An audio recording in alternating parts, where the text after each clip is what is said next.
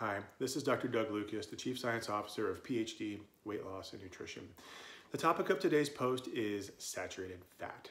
So as people are exploring what diet is right for them through all of the confusion and mess that's out there as far as nutrition goes, a lot of people are trying higher dietary fat diets. Some people are finding them to be amazing and helpful and reversing diabetes and feeling fantastic, but not everybody seems to have that same result. One of the things that we found over time is that saturated fat may play a significant role in people who don't seem to tolerate higher dietary fat diets. So let me explain.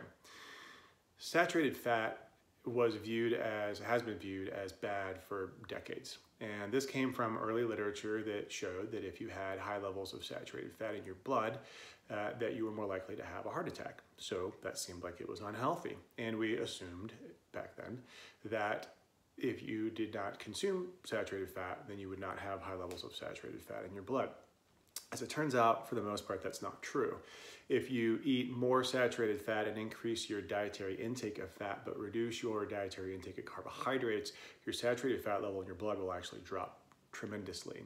The saturated fat in your blood tends to come from overconsumption of carbohydrates, particularly fructose, and a high carbohydrate diet can certainly do that.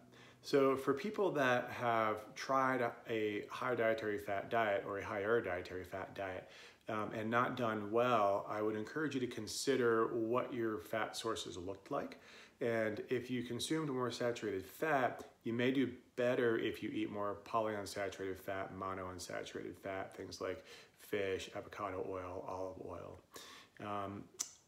The role of a higher dietary fat diet for people that have metabolic disease like diabetes, high blood pressure, central obesity, gout, all of those things seem to do really well with a higher dietary fat diet and carbohydrate restriction.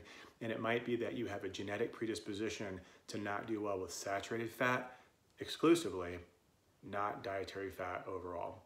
So I hope you find that helpful, particularly if you fall into that bucket or know somebody that does.